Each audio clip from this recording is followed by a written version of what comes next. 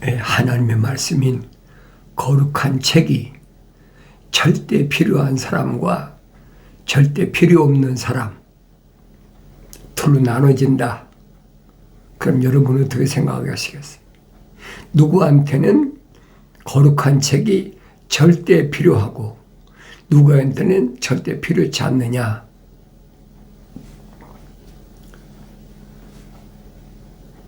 내가 창세기 1장, 2장, 3장을 올바로 깨달아야 됩니다. 그러면 하나님의 말씀이 절대 필요한 사람 누구고 절대 필요치 않은 사람 누군가 딱 구분되어 있어요. 창세기 4장부터 요한계시록 22장까지는 전부 그 말씀을 해주는 거예요. 누구에게만 거룩한 책이 필요한 책이냐, 누구에게는 필요치 않는 책이냐. 사도 바울은 설명하잖아요.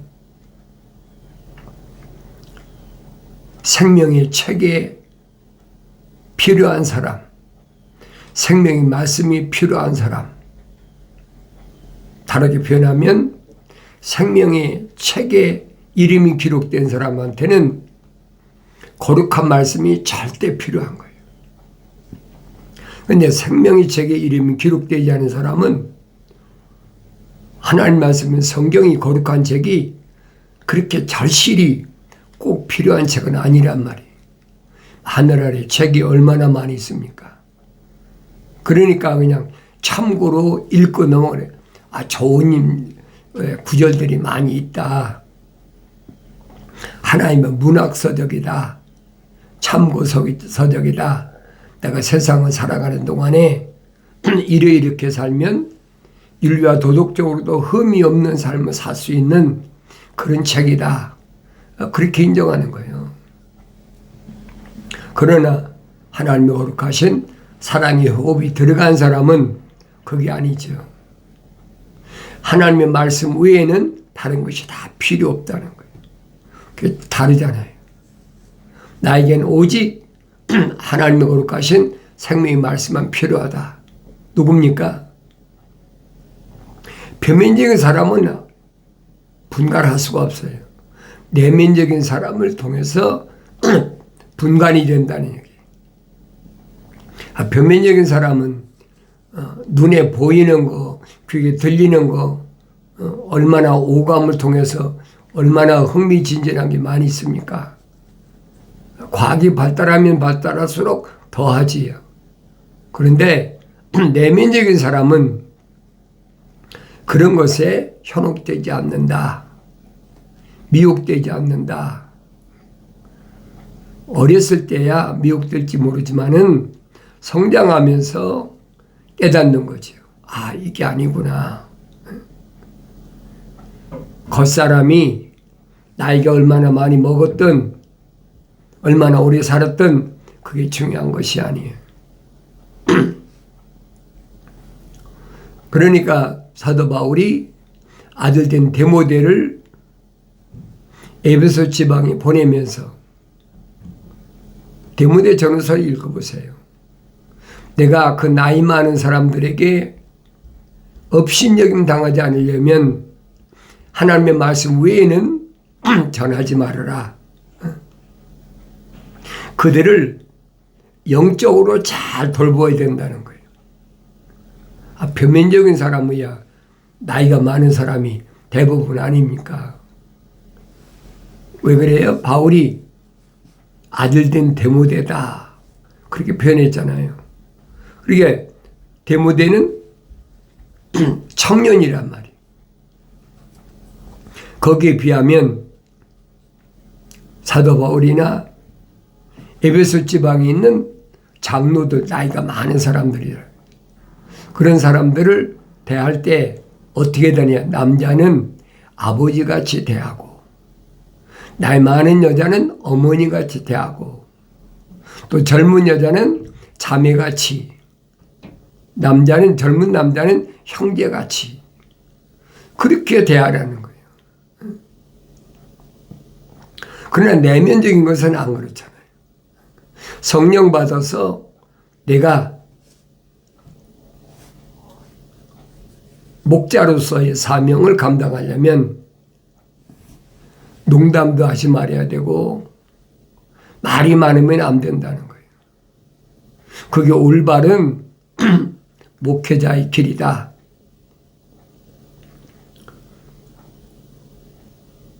그러니까 하나님께로부터 생명이 들어온 사람은 어떤 삶을 살아야 되느냐. 성경은 나누어져 있다. 둘로 나누어져 있다는 거예요. 그건 하나님의 아버지께서 만세전에 계획하신 일이기 때문에 피조물이 이루고 저루고 할 수가 없어요. 하나님의 아버지께서 계획하신 것을 피조물이 어떻게 변경시키거나 바꾸겠습니까? 그것을 루시퍼의 세력이다. 하나님의 동산에 쫓겨난 하늘의 천사, 기름 부음 받았던 루시퍼. 우리 너무나 잘 알고 있잖아요. 그 성경을 안 읽으면 알 수가 없어요. 내가 성경을 읽어야 돼요. 사탄 마귀의 정체가 뭔가? 사탄 마귀가 처음부터 사탄 마귀가 된 것이 아니에요. 하나님의 동산에 5 종류의 천사가 있는데 가장 아름답고 가장 지혜롭고 완벽한 천사는 루시퍼란 말이에요. 옛날에 루시엘이겠지, 거룩한 천사니까. 그리고 하나님께서 그에게 영광 받으시기 위해서 북과 관악기를 맡기셨다. 하나님의 동산에서 하나님을 뭐하라고? 찬송하라고. 그게 사명이에요. 그래서 모든 사람보다 가장 지혜롭고 가장 아름답고 완벽하게 만드신 거예요. 그리고 하나님의 동산에 12가지 보석 가운데 10가지 보석을 맡겨놓으신 거예요. 성경을 내가 자세히 읽어보면, 성경을 안 읽은 사람한테 말할 필요가 없어요. 자세히 읽어보면 미카엘 천사, 하늘의 군대, 가브리엘 천사, 하나님의 소식을 전하는 천사, 불을 다스리는 천사, 물을 다스리는 천사, 그리고 제일 마지막에 하나님의 찬송을 하는 천사가 바로 루시엘이란 말이에요. 그러니까 하나님께서 하나님의 동산에 있는 12가지 보석 가운데 10가지 보석은 이 루시엘에게 맡기신 거예요. 뭐라고? 하나님 찬송하라고. 근데 처음에는 더러운 마음을 먹기 전까지는 자기 사명을 잘 감당했죠. 그런데 한참 10가지 보석을 가지고 불을 다스리는 천사, 물을 다스리는 천사들하고 어울리면서 장사를 하다 보니까 부하게 되고 욕심이 생기고 그러다 보니까 교만이 아주 충만한 거예요. 내가 뭇별들이 올라서서 하나님처럼 되배웠다. 그런 마음을 먹었다. 그래 하나님께서는 더럽게 여기셨다. 그러니까 하나님 동산에 내쫓아버렸다는 거예요. 그럼 하나님 아버지께서 루시엘이 그런 마음 먹을 걸 모르시겠어요? 다 알고 계세요. 우주 만물을 창조하신 하나님 아버지께서 그까지 하찮은 피조물에게 속으시겠느냐 이거예요. 그렇게 생각하는 것이 자체가 루시퍼의 생각이에요. 내가 이름만 먹으면 모르시겠지. 하나님의 동산에 있으면서 그런 더러운 마음을 먹었다. 그래서 하늘에서 내쫓아버리고 그 다음에 하나님께서 흙으로 사람을 빚으셨다. 그리고 그 콧구멍에다가 하나님 거룩하신 사랑의 호흡을 후 불어넣으셨다. 그러니까 그 사람이 하나의 살아있는 혼이 됐다. A living soul. 이 기초예요. 사람의 기초, 첫사람, 그리고 그 사람을 하나님의 동산에다 데려다 놓으신 거예요. 뭐하라고? 만물을 다스리라고. 하나님 창조하신 모든 만물을 다스릴 수 있는 통치권을 부여하시려고. 그리고 그 다음에는 하나님의 동산의 빈자리, 루시퍼가 쫓겨난 자리, 이제 루시엘이 성령이 떠나시니까 쫓겨나니까 루시퍼가 된 거예요. 엘이 떨어져 버린 거예요. 거룩이 떨어져 버렸단 말이에요. 그러니까 내가 이런 내용들을 내가 성경을 읽어야 알죠. 내가 직접 읽어야 된다는 거예요. 하나님 동산에 데려다 놓으시고 하나님 아버지께서 명령하신 게 뭐냐? 그게 첫 번째 계명이에요. 첫 번째 계명, 관리하고 지켜라. 관리하고 지키라는 것이 하나님의 엄명입니다. 왜 관리하고 지키라고 하셨을까? 목적이 있잖아요. 창조하신 목적. 그건 만물을 다스릴 수 있는 통치권. 그래서 창조하신 모든 것들을 공중의 새나 땅의 짐승이나 바다의 물고기, 땅 아래 바다의 물고기나 다 이름을 피조물은 아담이 다 지어놓은 거예요. 창세기 2장에 기록되어 있잖아요. 이게 만물이 첫사람 아담의 손에 다 달려있는 거지. 그 통치권을 온전히 유지하려면 하나님 아버지의 명령에 경청해야 된다면 잊지 말아야 된다는 거예요. 관리하고 지켜라. 하나님의 동산을 관리하고 지켜라. 그게 첫 번째 계명 아닙니까? 그걸 잊어버리면 안 된다는 얘기예요. 왜 그래요? 하나님 거룩하신 사랑의 호흡이 들어갔기 때문에 그래요. 그리고 하나님께서는 자연 만물이 다 쌍쌍이 되어 있잖아요. 암수로 되어 있으니까 왜? 자식을 번성하라고. 네. 보존시키려고. 그런데 아담은 남자 하나밖에 없잖아요.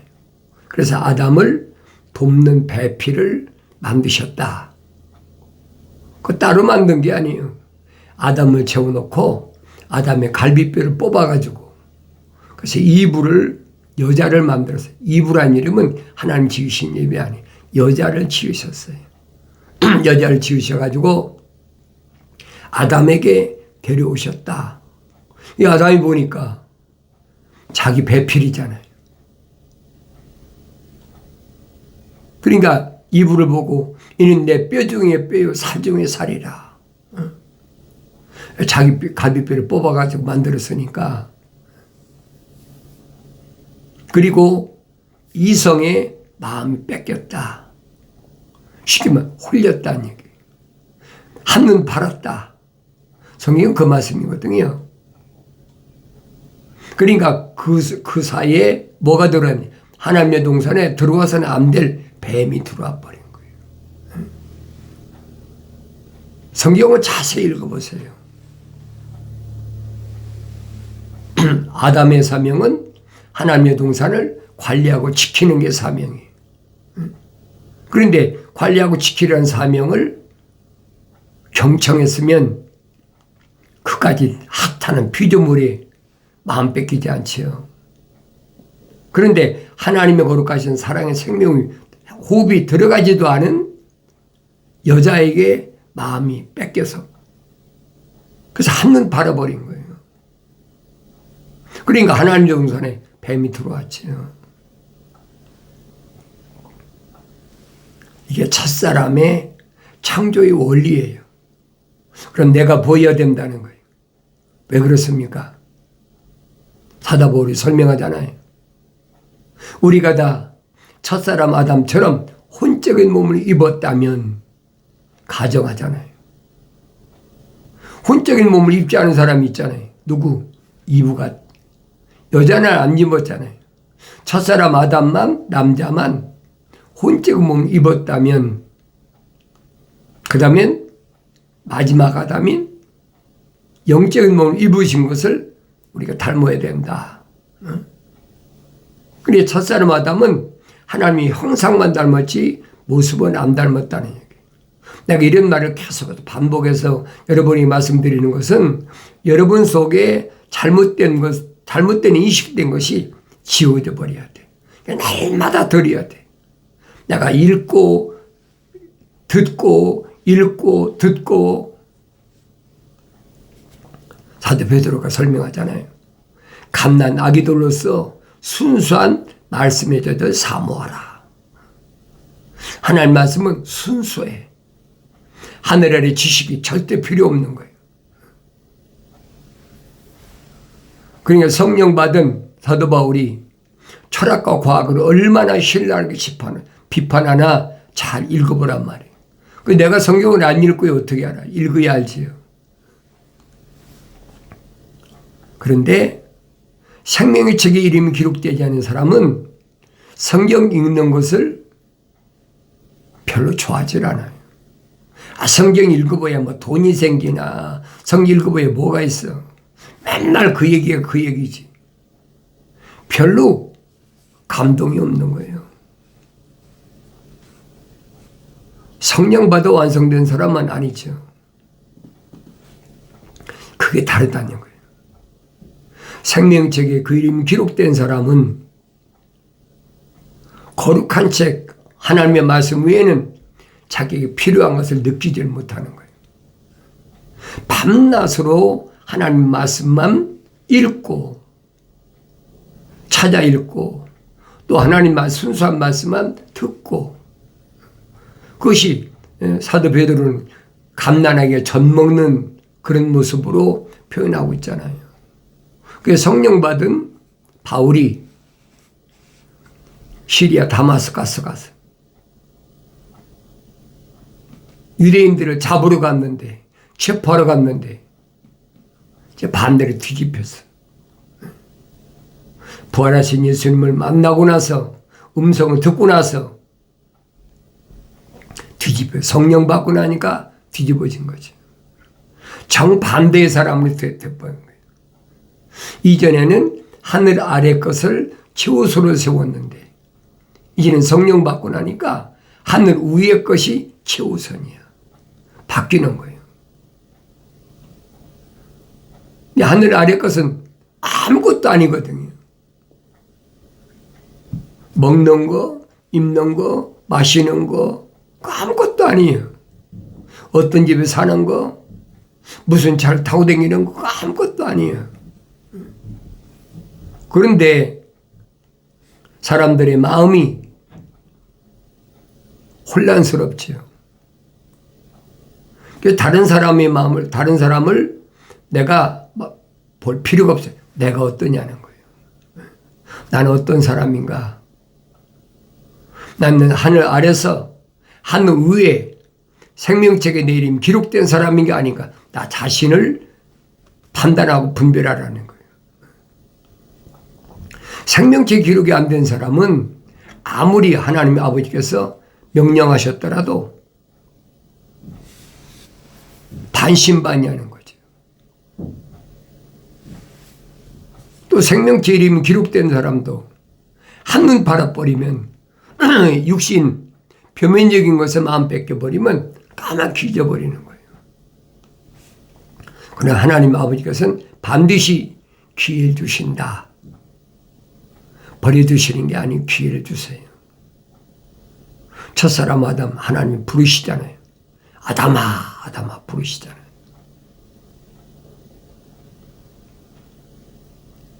하나님이 여자를 부르시는 거 봤습니까? 안 부르시잖아요. 하나님의 거룩하신 사랑의 옵이 들어간 첫사람 혼적인 아담을 부르셨지 이브는 안 부르신단 말이에요. 왜 그래요? 이브란 이름은 아담의 피조물이 진 이름이야. 창조주 하나님 아버지께서 남자에게 붙여준 이름은 아담 하나밖에 없어. 그 성경 전체가 그 말씀이거든요. 그러니까 아들을 낳으리니 누구누구라 하라. 성경 읽어보면 알잖아요. 아들을 낳으니 이삭이라 하라. 분명히 설명했잖아요. 아들을 낳으리니 요한이라 하라. 얼마나 정확히 설명해 줘요. 아들을 낳으리니 예수라 하라. 구원자. 그건 하나님의 아버지께서 지으신 이름이에요. 표면적인 사람의 이름이 아니란 말이에요. 그게 분간이 돼야 돼요. 그게 분간이 안 되면 알 수도 없고 하나님 말씀 들어도 깨달을 수가 없는 거예요. 그럼 내가 누군가 알아야 될 거 아닙니까? 내가 여러분에게 항상 말씀드리는 것은 제일 빨리 내가 분별하고 깨달을 수 있는 것은 불을 다스리는 천사가 모세에게 나타나서 하는 말이 뭐예요? 나는 이름을 물으니까 당신의 이름이 뭡니까? 피조물이 창조주 하나님의 이름을 물으니까 궁금하잖아요. 호렙산의 가시덤불 속에서 나타냈던 천사니까 당신이 뭡니까? 불을 다스리는 천사가 뭐랍니까? 나는 스스로 있는 자다. 창조주 하나님은 이름 있는 분이 아니야. 나는 스스로 있는 자. 피조물이 이름이 있지 스스로 계신 분이 무슨 이름이 있습니까? 나는 아브라함에게도 하나님, 이삭에게도 하나님, 야곱에게도 하나님이다. 이것이 나의 영원한 이름이다. 어떻게 알겠어요? 어렸을 때 어머니 젖대자마자 애굽의 궁궐에 있는 하셉슈트 공주 양아들로 들어간 모세가 어떻게 합니까? 젖 먹을 때 모세의 귀다 대고 어머니가 속삭여줬지. 너는 애굽 사람이 아니다. 나는 히브리 사람이다. 젖 먹었을 때 귀에 속삭인 얘기밖에 더 있습니까? 그런데 성장할 때는 애굽에 성장했으니까 애굽에 12가지 신이 있다고 그러잖아요. 12가지 신들이 다 이름이 있잖아요. 그 12가지 신 가운데 어떤 신입니까? 천사는 설명하잖아요. 나는 그런 피주신이 아니라 스스로 있는 자야. I am that I am. 영어로 그렇게 표현하잖아요. 나는 피조물이 아니다. 창조주다. 언제 가르쳐줬습니까? 애굽에서 40년 동안 성장하고 또 어렸을 때 나는 히브리 사람이다. 그때는 히브리 사람 노예 생활하니까 자기 동족들이 얼마나 고생하고 있나. 시찰 갔다가 아셉슈트 공주의 아들이니까 왕자 아닙니까? 히브리 사람들이 애굽 사람들에게 억울하게 맞는 거 보니까 울분이 터져가지고 애굽 사람 때려 죽여서 모래 묻어버렸어.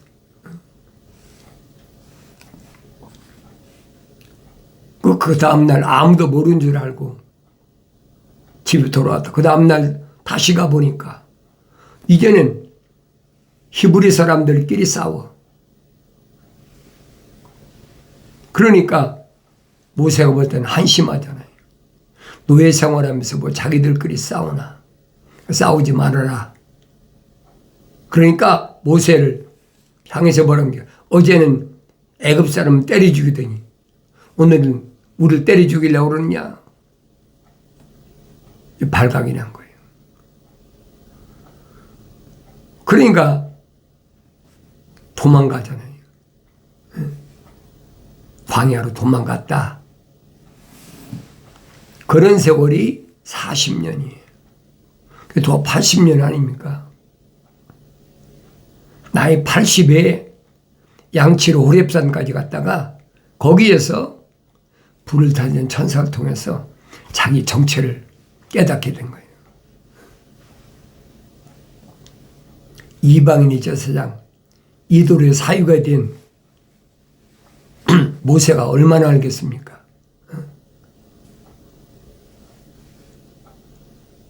너는 하나님께서 히브리인들을 애굽에서 출애굽시키는데 나는 지도자로 하나님께서 준비해 놓으신 거다. 그러니까 이 백성을 내가 끌고 나가라는 거예요. 어마무시하잖아요. 감당이 되겠습니까? 40년 동안 광야를 헤매면서 양치던 목동이었던 모세가 거절하잖아요. 보낼 만한 사람 보내십시오. 나는 입이 뻣뻣해서 말도 잘 못합니다. 말을 다 잊어버렸어. 40년 동안 맨날 양들하고만 짐승들하고 살았는데 무슨 말을 그렇게 하겠습니까? 옛날에 40년 전에 하셉슈트 공주 양아들로 있을 때야 말을 얼마나 잘했겠어요. 문무가 통달한 사람인데 다 말을 잊어버렸어. 천사가 뭐랍니까? 내가 너 그럴 줄 알고 다 알고 있다는 거죠. 그럴 줄 알고 말 잘하는 내 형 아론을 준비해놨으니까 너는 아론에게 전하기만 하면 돼. 그럼 아론이 다 얘기할 거니까. 하나님의 정체를 올바로 깨닫게 하고 모세 자신의 정체성을 깨닫게 해주는 거예요. 내가 성경을 읽어야지요. 그럼 내 정체를 알아야 될 거 아닙니까? 난 누군가. 이런 내용들은 내가 성경 읽었다고 하는 게 아니에요. 책망받고 돌이켜서 명령대로 나의 책망을 듣고 돌이키라. 돌이켰으면 보라. 하나님의 아버지를 보란 말이에요. 그러면 내가 내 영을 부어서 내 말들을 알게 하리라 약속하셨잖아요. 그 약속하신 말씀을 항상 마음속에 간직하시고 하나님 거룩하신 뜻을 반드시 이루는 복된 삶을 살아가길 바랍니다.